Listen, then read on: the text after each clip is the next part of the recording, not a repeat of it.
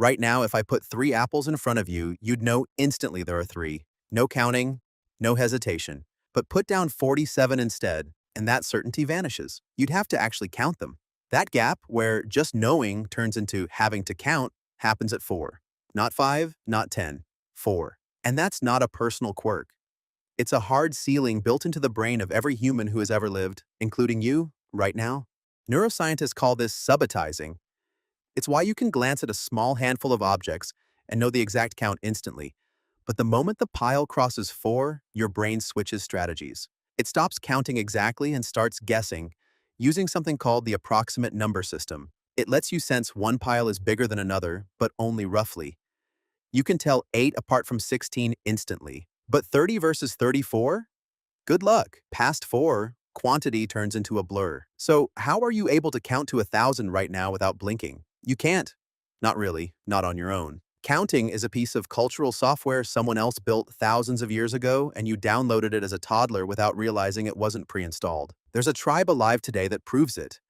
The Piraha of the Amazon have no words for exact numbers, only vague terms for a little, a bit more, and many. Researchers asked them to match a line of 7 spools of thread with the same number of balloons. They nailed it every time the count stayed at 3 or under.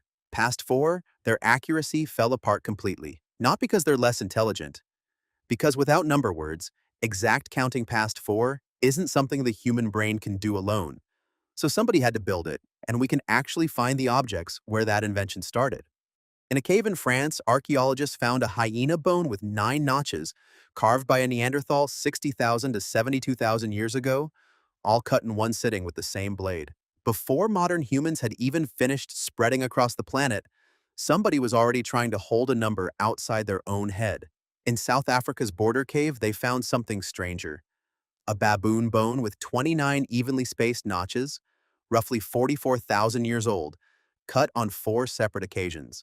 This is the oldest object on Earth historians agree is genuinely mathematical. 29 notches, suspiciously close to the 29.5-day lunar cycle. Some anthropologists go further, pointing out that number also matches the human menstrual cycle. If that's right, the oldest confirmed math object in the world wasn't made by a merchant counting grain.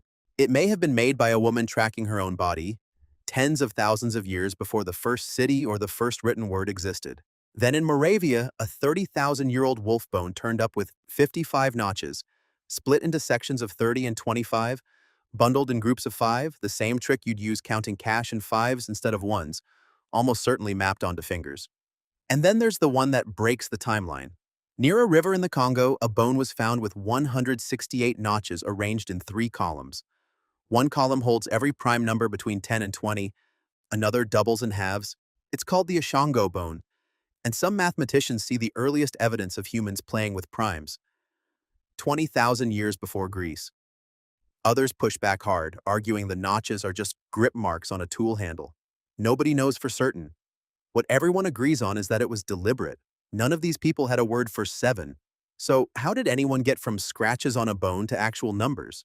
They used the one calculator every human carries, the body, the Oxapman of Papua New Guinea count, using 27 points, starting at the left thumb, moving up through the fingers, wrist, elbow, shoulder, ear, and nose at the halfway mark, then back down the mirrored right side.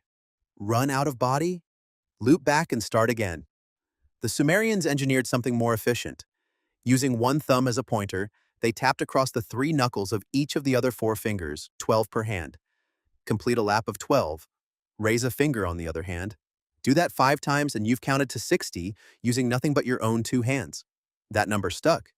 It's why an hour has 60 minutes, a minute has 60 seconds, and a circle has 360 degrees. Every time you check a clock, you're reading a system invented by a Sumerian merchant's thumb 5,000 years ago.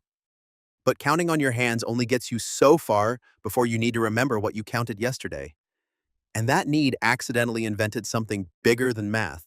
Sumerian accountants tracked grain and livestock using small clay shapes, sealed inside hollow clay balls to prevent tampering. But sealed tokens couldn't be checked without smashing them open. So scribes started pressing the tokens into the wet clay outside before sealing them in, leaving a flat impression anyone could check. Then somebody realized the token inside was redundant. Just draw the shape on a flat tablet. That single shortcut, an attempt to stop merchants lying about shipments, is the actual origin of writing. We didn't invent writing to tell stories, we invented it to stop people cheating on their taxes. And you're not even the first species to figure out how to count. Carrion crows can see a symbol and deliberately produce that exact number of cause and response, up to 4, the same limit sitting in your brain right now. The raw building blocks of math existed millions of years before a single human was around to notice them. So, next time you glance at a clock, split a bill without thinking, or eyeball a parking lot and just know it's full, remember what's actually happening. You're not naturally gifted at numbers. Nobody is. You inherited a hack, stacked on a Neanderthal, notching a hyena bone by firelight 70,000 years ago.